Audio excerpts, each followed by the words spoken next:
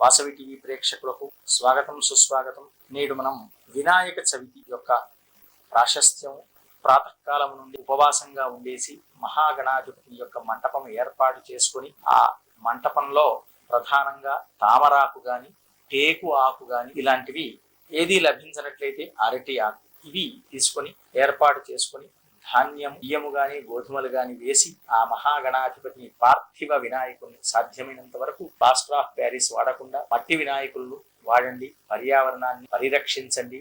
ఆ వినాయకుడిని ప్రతిష్ఠింప చేసుకుని మనము పూజ చేసుకోవాలి. 21 రకాలైనటువంటి ఆకుల వినాయకుడిని అర్చించుకోవడం. ప్రధానంగా వినాయకుడికి 21 గరిక పోచలతో ఎప్పుడైతే మీరు అర్చన చేస్తారో చదువు రానటువంటి విద్యార్థులకు మంచి చదువు వస్తుంది, వ్యాపారస్తులకు వ్యాపారాభివృద్ధి కలుగుతూ ఉంటుంది.